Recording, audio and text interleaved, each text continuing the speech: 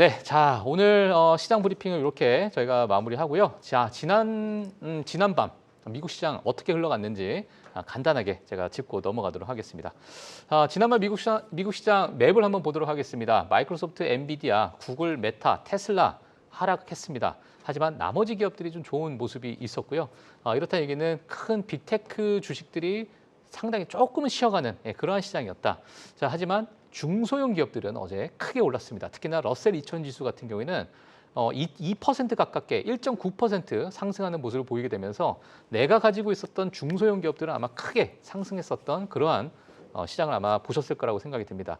자, 앞서 말씀드린 것처럼 굴수비, 보스틱 연은 총재의 관세 우려 여전히 있는 그런 상황이다라는 이야기들이 좀 나오고 있는 상황이다 보니까 연준 위원들 사이에서도 이 금리 인하에 대해서 다양한 의견들이 좀 나오고 있다. 이렇게 좀 말씀을 드리도록 하겠습니다. 자, S&P 500의 시가총액별로 계산된 지수, 시가총액 가중지수, 자 그리고 모든 종목을 동일하게 계산된 동일 가중지수를 우리가 보게 되면 최근 들어가지고 이렇게 벌어지고 있는 모습이 아마 보실 거라고 생각이 듭니다. 자, 이렇게 벌어지고 있다는 얘기는 상위 기업, 특히나 상위 10개 기업 또는 M7 기업에 조금 더 시가총액이 많이 쏠려 있기 때문에 이 쏠려 있는 이 기업들이 더 우상향을 하고 있다라고 보시면 될 것 같고요. 그렇다는 얘기는 지금 시장 자체가 M7 또는 상위 10개 기업으로 옮겨가고 있다라고 보시면 될 것 같습니다. 자, 여전히 지금 M7 또는 상위 10개 기업으로 옮겨가는 이유는 관세와 상대적으로는 조금은 떨어져 있는, 하지만 현금 흐름이 좋고 가격 결정력이 높은, 자 그러니까 불확실한 하는 시장에서 우리가 믿을 만한 기업들은 결국에는 빅테크다라는 그런 메시지가 시장에서 나오고 있는 것 같고요. 지금 너무나도 품목별로 관세율이 다르기 때문에 자 이러한 상황에서 우리가 좀 자유롭게 시장을 바라볼 수 있는 그런 투자자들의 마음은 결국에는 빅테크로 지금 옮겨가고 있는 그런 추세가 이어지고 있다. 이렇게 정리를 좀 해드리도록 하겠습니다. 지금 사상 최고치 랠리를 계속 이어간다면 시장에서 관심이 있는 부분 당연히 이 밸류에이션에 대한 관심이 있을 수밖에 없습니다. 지금 시장 자체가 얼만큼 고점에 있는가, 얼만큼 과열되어 있는가, 그것을 우리는 보통 PR로 보통 이야기를 하는데요. 지금 S&P 500 같은 경우 22배를 기록을 하고 있습니다. 자, 이 부분은 과거 우리가 코로나 때 아마 기억하실지 모르겠지만 23배에서 24배 정도까지 고점을 찍은 후에 내려왔었던 그런 과거 사례를 봤을 때 자 어느 정도는 고점에 위치해 있지 않나라고 볼 수 있는 그러한 시장의 위치다라고 보시면 될 것 같고요. 지금 섹터별로 이렇게 나와 있는데 빨간색으로 좀 되어 있는 부분은 상대적으로 좀 고평가돼 있다. 상대적이라는 것은 과거 10년 평균 대비해서 또는 과거 30년 평균 대비해서 약간은 고평가돼 있다라고 해서 빨간색으로 색칠이 되어 있는 것이고 그리고 일부 지금 헬스케어 같은 경우에 밑에서 두 번째입니다. 헬스케어 같은 경우에는 과거 대비해서는 지금 저평가돼 있다 보니까 파란색으로 지금 확인이 좀 되고 있습니다. 자, 그만큼 지금 시장을 끌고 있는 기술주들 S&P 500의 지수 같은 경우는 마찬가지로 약간은 과거에 비해서는 약간 과열되어 있는 그런 상황을 여러분들께서는 지금 보고 계신다. 이렇게 말씀 좀 드리도록 하겠습니다. 자, 이러한 많은 불확실성에도 불구하고 시장은 왜 사상 최고치 랠리를 이어가는가? 여러 가지 이유가 있겠습니다만은 지금 시장에 나온 이 5가지를 먼저 우리가 한번 짚고 넘어가도록 하겠습니다. 첫 번째는 관세는 결국 협상용이다라는 메시지가 시장에서 나온 것 같습니다. 그러다 보니까 투자자들은 민감하게 반응을 하지 않고 있는 상황이고요. 시장은 이 부분을 흡수하고 있는 상황이다 보니까 전혀 또 신경 쓰지 않는 그런 모습이지 않을까 보여집니다. 자, 2분기 실적 발표가 있었는데요. 테크 기업들의 호실적 발표가 많이 나왔습니다. 자, AI에 대한 기대감도 분명히 있었고 자율주행에 대한 강한 어떤 자신감도 보여줬었고, 자 에너지 섹터에 대한 어떤 정책들, 특히나 트럼프 대통령의 여러 정책주들이 상당히 좋은 흐름을 좀 보였기 때문에 자 이런 부분이 지금 시장에서는 또 끌어올리는 요인으로 작용하고 있습니다. 자 그리고 역대급 자사주 매입 발표도 추가적으로 나오고 있습니다. 정말 최근 들어서 나온 데이터들 보게 되면 과거에 정말 보기 드문 그런 자사주 매입, 특히나 기업들은 본인의 기업에게 베팅을 하고 있는 그런 모습을 시장에서는 오히려 긍정적으로 확인하고 있는 상황이고요. 자, 물가 상승 둔화와 고용 둔화는 결국엔 금리 인하 기대감, 그리고 특히 상위 10개 기업들에 대한 관세에 덜 민감하다라는 부분 때문에 M7에 대해서 쏠림 현상이 있습니다. 자, 추가적으로 하나가 더 있습니다. 지금 최근에 들어서 빅테크들이 캐펙스에 엄청난 투자를 하고 있다. 이것도 우리가 좀 지켜보시면 될 것 같고요. 자, 그러다 보니까 이 설비 투자에 대한 급증하는 이 금액 자체가 AI에 대한 기대감을 물씬 시장에선 분위기를 풍기고 있다라고 보시면 될 것 같습니다. 자, 그래서 지금 시장 분위기는 이렇게 우리가 확인을 해 볼 텐데요. 여전히 우리가 금리 인하 시점에서는 채권 시장을 빼놓고 볼 수가 없다라고 저는 생각이 듭니다. 자, 현재 채권 시장에 대한 상황, 어떤 상황인지 우리가 한번 짚고 넘어가도록 하겠고요. 자, 그리고 주간, 국채 또는 회사채에 대한 업데이트도 한번 우리가 짚고 넘어가도록 하겠습니다. 자, 마지막으로 우리가 만약에 돈이 있다면, 우리가 만약에 채권에 투자한다면 어떻게 공격적으로 채권을 포트폴리오를 설정할지 또는 나는 좀 안전하게 채권 포트폴리오를 가져가고 싶다라는 분들은 어떻게 또 설정해야 될지 자, 이 부분을 아주 자세하게 좀 설명을 해 주실 텐데요. 자, 어제는 저 LS증권의 어제가 아니죠. 지난주입니다. 지난주 목요일에는 LS증권의 김종구 상무님께서 외롭게 혼자 저와 함께 오손도손 또 이야기를 했는데 자, 오늘은 김종구 상무님의 바톤 터치를 이어서 LS증권의 오춘규 상무님께서 자, 외롭게 나오셨습니다. 저와 함께 채권 시장에 대해서 이야기해 보도록 하겠습니다. 네, 안녕하세요, 상무님. 예. 안녕하세요. 지난주에 뭐 좀 바쁘셔가지고 네, 개인적으로 좀 휴가를 좀 다녀왔습니다. 갔다 왔습니까? 네. 예. 자, 지금 뭐 시장 자체가 워낙 뭐랄까요? 다양한 이야기들이 좀 나오고 있는데 네. 특히나 금리 인하 시점에서는 채권 시장을 빼놓고 볼 수가 없기 때문에 지금 10년물 국채 금리가 지금 현재 기준으로 봐서는 4.2%, 네. 30년물 국채 금리가 4.8% 정도 되는 것 같아요. 네. 그러니까 지지난주인가요? 그때 나오셨을 때 보게 되면은 그래도 좀 금리가 좀 내려온 상태라고 보여지는데 네. 지금 상무님께서 보시기에는 9월의 금리 인하 여러 가지 지금 뭐 왈가왈부하는 많은 이슈가 좀 있는데 어떻게 지금 시장을 평가하고 계시는지 상무님의 뷰가 좀 궁금합니다. 네, 이제 예. 개인적인 뷰는 조금 시장 견해랑 예. 조금 불일치하고 있는데요. 예. 사실상 CPI에 대한 그 시장의 해석이 지나치게 좀 낙관적이다라고 지나치게 저는, 낙관적이었다. 네, 예. 물론 그 연준이 예상한 수치에 비슷하게 나오긴 했지만 예. 그 핵심 쪽을 들여다보면 특히 서비스 지수들은 특히 항공료라든가 예. 무슨 의료 서비스 이런 부분들을 봐서는 그 진정되지 않고 있는 모습을 보여주거든요. 물론 재화 쪽, 예. 그러니까 관세 영향을 받는 쪽은 진정되어서 관세가 별거 아니구나라는 그런 좀 안도감을 주기는 했습니다만 예. 그 전체적인 수치 데이터가 그렇게 9월 금리 인하를 확신을 100% 줄 만큼은 아니었다는 생각이 들지만 일단 시장은 예. 7월 달에 한번 털고 갔기 때문에 예. 9월 달에도 인하해 안 해주면 안 돼 하는 그런 압력을 연준에 계속 주고 있는 것 같거든요. 그러니까 지금 사실 그 금리 인하를 주장하시는 분들의 의견을 제가 좀 들어보면 너희가 우려하고 있는 관세가 4월 때부터 뭐 보편 관세가 됐건 상호 관세가 됐건 지금까지 좀 끌고 왔는데 관세 수입은 이렇게 늘고 있다. 자, 근데 그 관세율이 지금 데이터로 들어온 걸 너희들이 보게 되면 너희들이 우려했던 것만큼 아니지 않냐. 자, 그렇다는 얘기는 우리가 만약에 관세가 없었다면 벌써 우리는 저 인플레이션이 저기 밑으로 뭐 돼 있을 수도 있고 물론 그건 모르겠지만 그러니까 데이터를 봐도 너희가 데이터 디펜던스라고 얘기했는데 지금 영향을 받지 않는 거 보면은 우리는 제대로 가고 있다. 요 거잖아요, 네, 사실상. 그렇습니다. 예. 그 부분을 계속 강조하면서 연준을 압박하고 있고 예. 저의 이제 개인적인 생각은 이미 이제 선물 시장에서는 98% 거의 100% 금리 인하를 반영을 해주고 있거든요.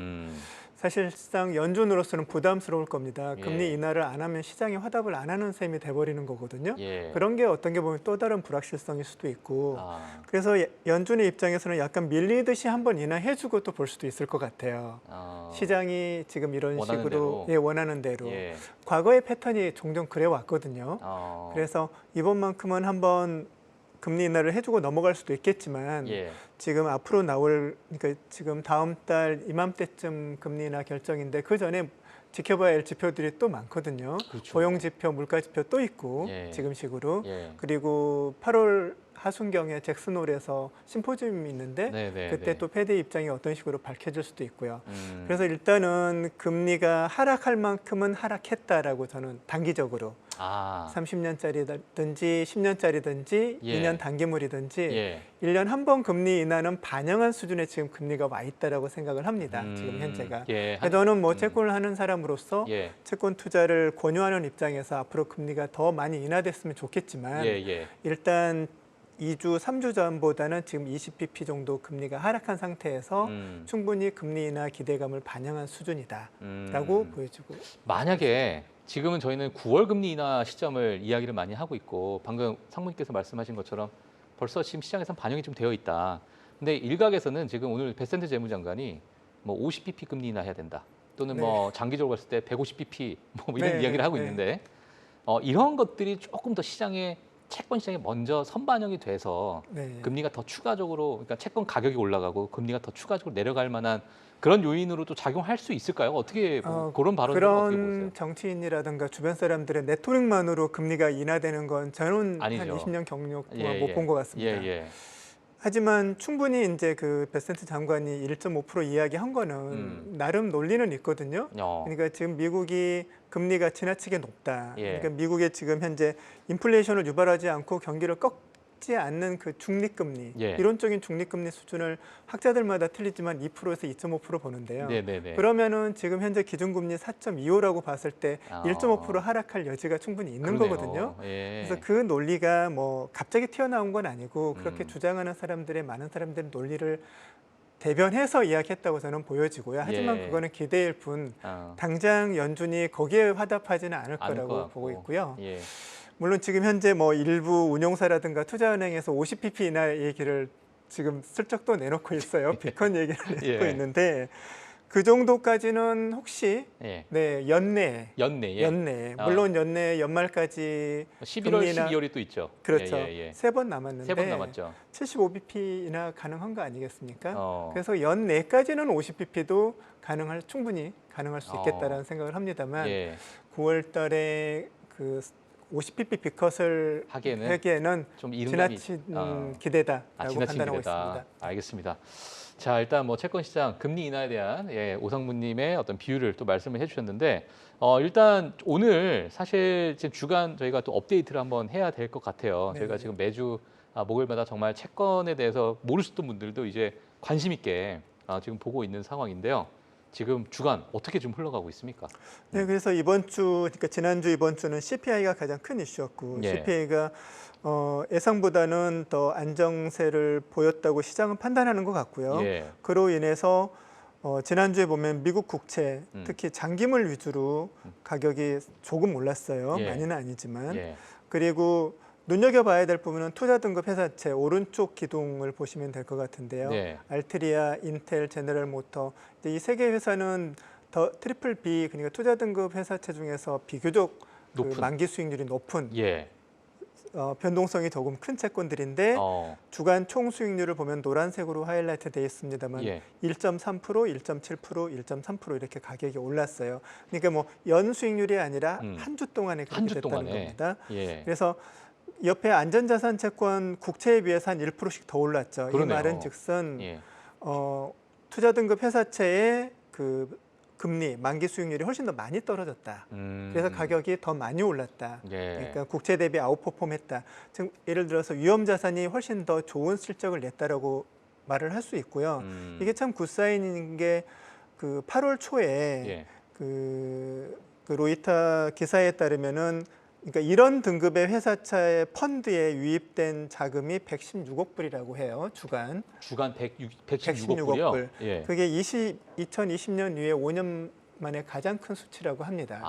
그러니까 지금 이런 흐름을 본다면 단순히 금리 인하에 대한 반응뿐더러 그런 시장의 어떤 대형 운영사들의 기대가 지금 미리 선추매라고 할까요? 그런 기대가 지금 반영되고 있다. 이 가격에 반영을 해주고 있는 거다라고 보여주고 있습니다. 그럼 이 5년 만에 지금 이 가격에 크게 반응을 하고 있다는 얘기는 사실 미 경기 자체가 워낙 견고하다라고 생각이 들고 이런 그렇습니다. 기업들에 대해서도 관심이 있다 이렇게 봐야 되죠. 그래서 이제 금리가 이렇게 인하된다라는 거는 빠진다라는 건 경기가 나빠지니까 회사채 특히 이런 투자 등급 회사채의 경우에는 그 가상금리라 그래서 국채 대비 수익률이 올라갈 수도 있는 부분이거든요. 그래서 가격이 오히려 빠질 수도 있고 하지만 오히려 금리 인하 폭보다 더 많은 폭의 그 수익률이 떨어지면서 채권 가격이 올랐다라는 것은 그만큼 이쪽 섹터를 우호적으로 긍정적으로 바라보고 있다고 평가가 되어지고 있고요. 이제 그렇게 볼 수 있는 게 뭐냐면 이 투자 등급 회사채가 이번 주 그리고 한 달 기준으로도 알트리아라든가 제너럴 모터는 가격이 4.8%, 4% 이상 올랐어요. 수익률이. 하지만 이거를 이제 1년 동안 작년 이맘때 들어간 사람들을 기준으로 본다면 수익률이 사실상 크지 않습니다. 제일 아래 칸을 본다면 4%, 3%니까 1년 동안 들고 있었어도 수익률이 크지 않았죠. 그 표면 금리 쿠폰보다도 작은 수익률이 나왔는데 하지만 이제 지금 현재 진입 시점을 놓고 1년 후로 보면 다른 결과가 나올 수 있다라고 해석할 수 있겠죠. 그 시점에 그러니까 금리가 1% 이상 떨어져 준다면 예. 이런 듀레이션이 긴 장기물들은 가격이 한 15% 정도 뭐 채권마다 틀릴 수 있겠지만 가격이 10에서 15% 가격이 오르고 채권 자체가 내포하고 있는 표면금리 한 5%에서 6%를 플러스한다면 금리 인하 시나리오에서 가격이 한 20% 이상, 그러니까 퍼포먼스가 20% 이상 날 수 있다. 채권에서 주식이 아니고 이제 그런 기대가 이런 IG 회사채 펀드 유입으로 반영되고 있는 거 아닌가 하는 해석이 되어집니다. 알겠습니다. 뭐 지금 여러 채권의 어떤 주간 업데이트를 좀 보게 되면은 일부 뭐 채권에서 이런 표현은 하기가 좀 위험 자산이라고 해야 되나요? 네, 위험 자산 맞습니다. 위험 자산이죠. 국채 대비, 예, 국채 대비해서 네. 위험 자산의 시장이 약간 옮겨 나가고 있는 그런 분위기를 지금 주간 업데이트로 우리는 확인할 수 있다. 이렇게 좀 정리를 할 수 있을 것 같습니다. 자, 그리고 이제 저희가 저희가 목요일마다 또 브라질 채권부터 해서 다양한 이제 국채에 대해서 많이 이야기했잖아요. 루마니아 채권도 좀 이야기를 해주셨고, 자 그리고 처음에 기억하실지 모르겠지만 스트레티지나 이런 코인에 관련된 채권도 분명히 말씀을 많이 해주셨는데, 그 채권들은 지금 현재 지금 어떤 상황인가요? 네, 그래서 지난주에 어떻게 보면은 채권 시장이 참 괜찮았는데요.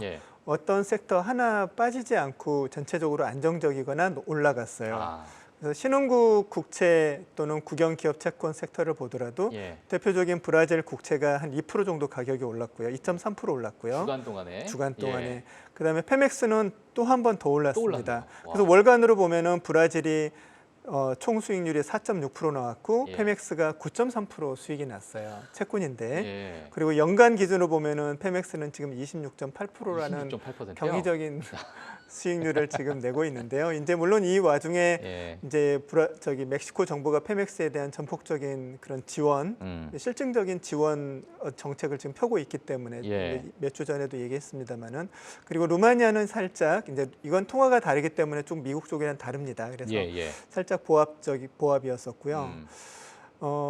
저는 여기서 보면은 브라질이 인상적으로 보여지는데 사실상 브라질이 이제 미국과 관세 불협화음도 있고 맞아요. 그렇죠. 그리고 룰라 어떤 행정부에 대한 트럼프 행정부의 어떤 간섭, 어떤 지금 대립 관계 이런 걸 봤을 때는 브라질이 조금 좀 위축되지 않을까 했지만 지금 현재 보면은 이 브라질 달러 고금리 채권이 가장 상승폭이 최근 1, 2주 사이에서는 크거든요.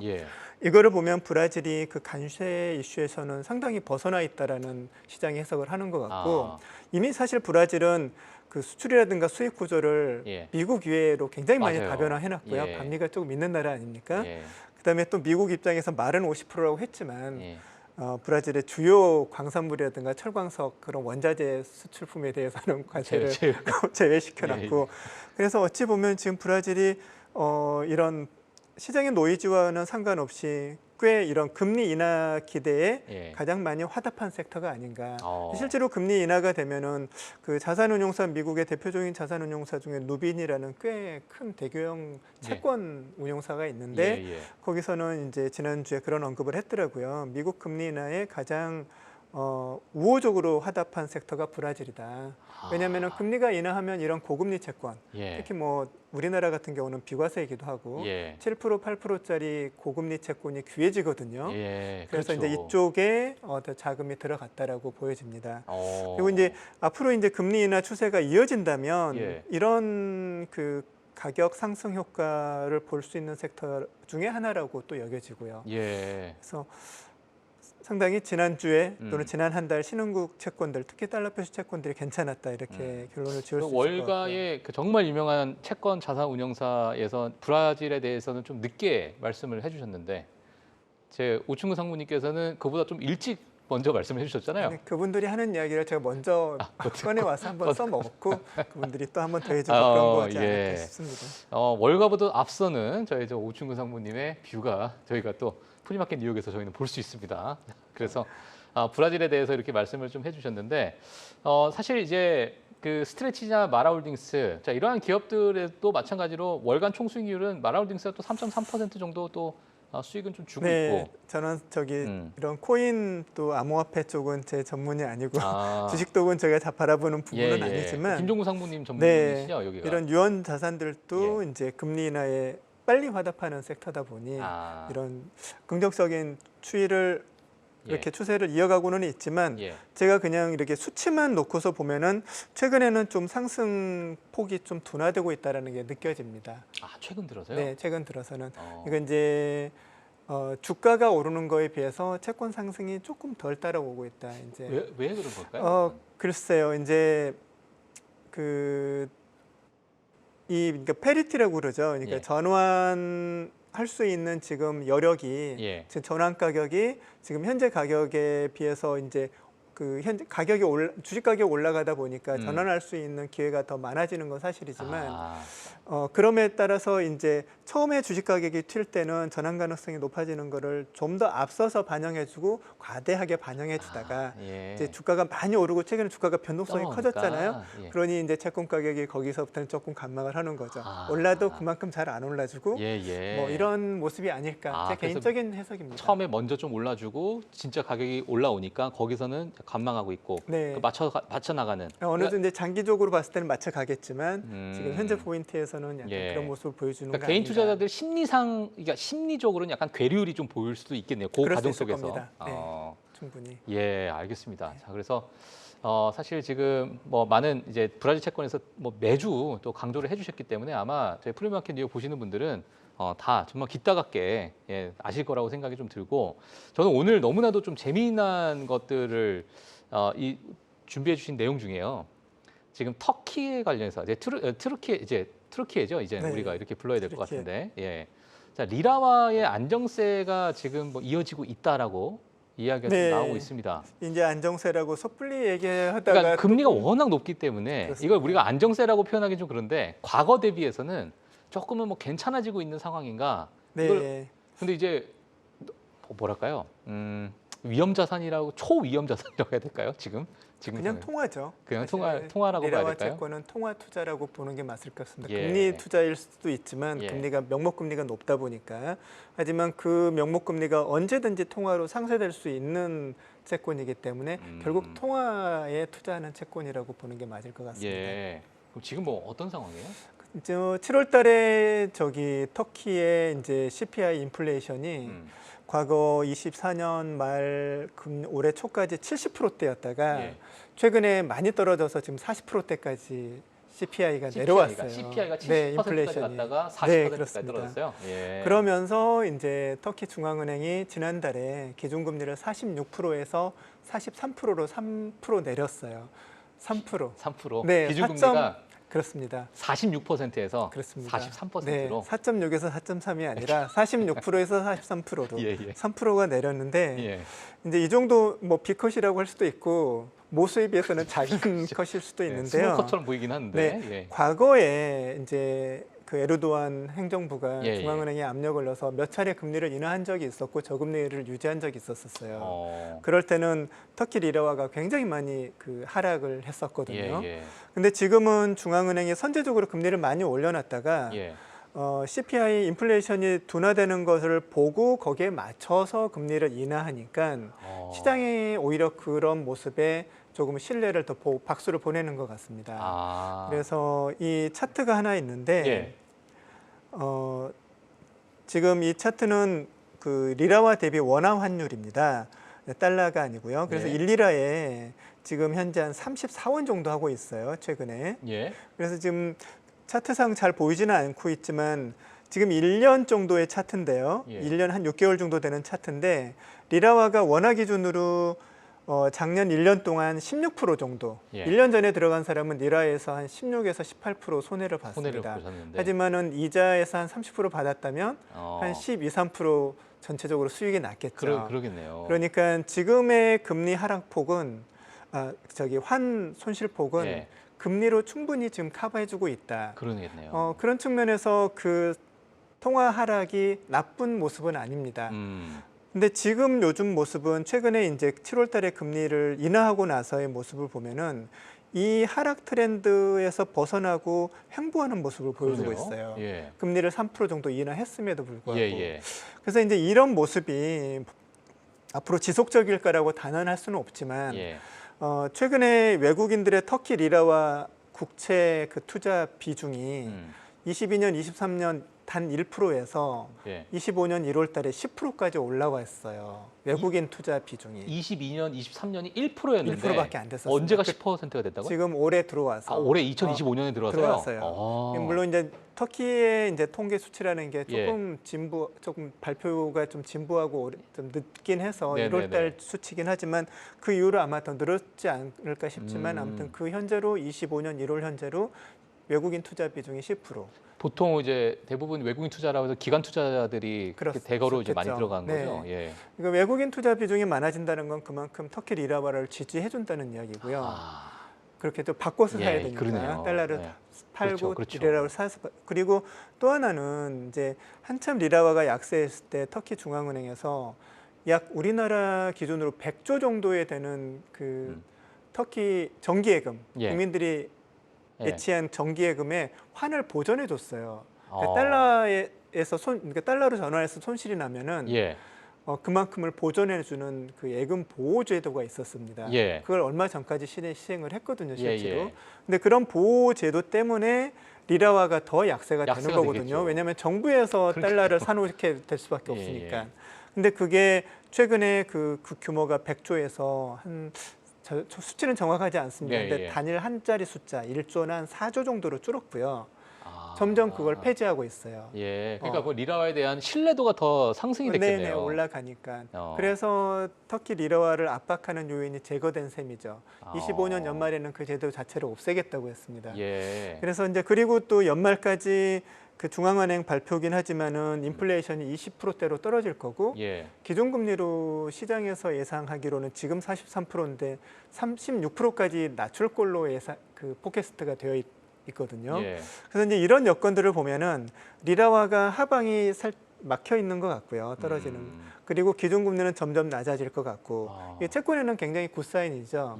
지금 30%대로 채권을 사놓으면 기준금리가 인하되면 채권 가격도 오를 거고 환율도 과거처럼 하락폭이 크지 않을 거라고 생각하면 뭐 기대지만 오롯이 표면금리, 명목금리를 수익을 낼 수도 있지 않을까 하는 기대를 할 수도 있겠지만 뭐 시장이 그렇게 나이브하지는 않을 거고요. 과거처럼 리라화 낙폭이 크지 않는 모습을 현재 보여주고 있다. 진입 시점으로 그래서 괜찮을 것 같다라는 판단입니다. 알겠습니다. 야, 지금 뭐 가장 어찌 보면 시장 전체 이제 글로벌 시장, 채권 시장에서 또 통화 시장에서 가장 관심이 있었던, 왜냐하면 너무나도 높은 어떤 금리나 이런 것들 때문에, 근데 그 부분이 좀 괜찮아진다라고 메시지가 나온다는 건 너무나도 매력적으로 좀 보일 수 있는, 뭐랄까요, 좀 위험 자산에 좀 전투적으로 투자하시는 분들께서는 그렇습니다. 기다렸던 분들은 한번 진입해볼 만하다. 그렇게 보여지고요. 신흥국들이 최근에 뭐 멕시코도 기준금리를 인하했고 브라질은 인플레이션이 진정되지 않기 때문에 뭐 내년 초에나 인하할 거라고 하고요. 그래서 지금 전체적인 시장의 이런 프레임을 보면은 미국 금리가 인하되는 거를 기점으로 해서 전체적으로 금리 인하가 동조화되는 시기가 연말이나 내년 초에는 오지 않을까. 그러니까 이 상황을 한 5년 동안 채권 시장은 기다렸거든요. 그런 기대가 오상무님께서 개인적으로 기다리신 거 있습니다. 저도 개인적으로 개인적으로 기다리셨고, 근데 그 상황이 지금 다가왔다.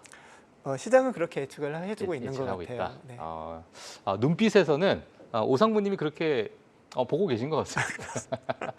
기다리신 것 같습니다. 자, 시간이 벌써 이렇게 됐네요. 자, 우리 시간 관계상 이건 한번 짚고 넘어가야 되긴 할 것 같아요. 우리가 이제 일부 어느 정도의 돈이 좀 있다면, 현금이 좀 있다면, 내가 이제 채권에 대해서 좀 투자를 하고 싶은데 이게 공격형 포트폴리오가 있고 아니면은 또 안정형 포트폴리오가 있을 것 같습니다. 공격형과 안정형 어떻게 우리가 좀 구성을 하는 게 좋을까요? 그래서 한 표를 하나 작성을 해봤는데요. 지금 이게 이제 공격형이라고 해서 그동안 뭐 소개해드린 채권입니다만은 공격형이라고 한다면 금리나 기대에 100% 이제 베팅을 하는 거고요. 그래서 장기 채권, 듀레이션이 긴 채권들, 듀레이션이 길다라는 거는 금리 인하에 따른 가격 상승폭이 크다라는 걸 해석할 수 있고요.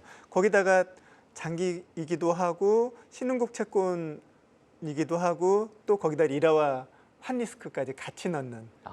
그래서 만약에 10만 불이 있다면 뭐 오른쪽에 비중이 있지만 25,000불, 2만 불, 2만 불, 2만 불, 15,000불 이런 정도로 10만 불이라면 네, 예. 그렇게 해서 전체 가중 그러니까 포트의 가중 평균 듀레이션이 한 11년, 예. 좀 긴 편이죠. 예. 그리고 만약에 금리가 1% 떨어진다면은 이 채권 모음이어서 자본 차익이 13%가 생기는 겁니다. 이렇게 구성했을 때문에. 이 중간에 이제 마이너스 1%라는 그 열이 그런 뜻이거든요. 그 중에서는 많이 오른 것도 있고 작게 오른 것도 있겠지만 듀레이션에 따라서요. 전체 가중했을 때는 13%. 그다음에 금리가 올랐을 때 그러면은 가격은 빠지지 않겠습니까? 그럼 마이너스 한 12% 정도. 근데 여기에 이제 1년 보유했을 때는 쿠폰이 6.7% 정도 수익이 나거든요. 쿠폰 기여도. 그래서 마이너스도 6.7%를 감안하면 한 4% 정도로 5% 정도로 떨어지죠. 수익은 더하면 20%까지 올라가는 거고요. 그래서 이제 채권의 미덕이 이건데 손실은 줄여주고 쿠폰 때문에 이익은 더 배가해주고 그래서 이런 정도의 수익을 기대할 수 있겠다. 단 이제 장기물이기 때문에 변동성에는 쉽게 노출될 수 있다. 하지만 금리 인하에 베팅을 한다면 이 포트가 적당하겠다.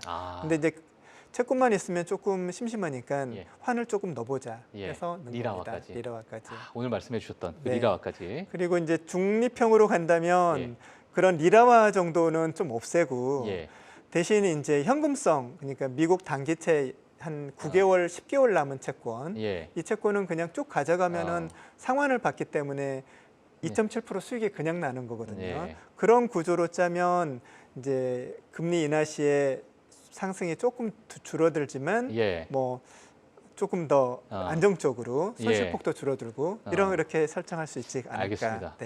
오늘 좀 조금 더 듣고 싶긴 한데요. 시간 관계상 저희가 또 다음 주에 또 연결해서 또 듣도록 하겠습니다. 자, 오늘 LS증권의 오충구 상무님께서 정말 다양한 이야기를 해주고 리라화에 대해서 너무나도 저는 재밌게 좀 들었는데 많은 분들께서도 뭐 영상을 다시 또 돌려보시더라도 좋은 또 어떤 인사이트를 얻으실 거라고 생각이 듭니다. 너무나도 좋은 말씀 감사드리고요. 다음 주에 또 뵙도록 하겠습니다. 감사합니다. 감사합니다. 네, 8월 14일 목요일 프리마켓 뉴욕 저희가 준비한 내용은 여기까지입니다. 내일은 이제 광복절이어서 저희가 쉬고요. 저희가 주말 사이에 있었던 내용 다음 주 월요일에 찾아뵙도록 하겠습니다. 시청해주신 여러분 감사합니다.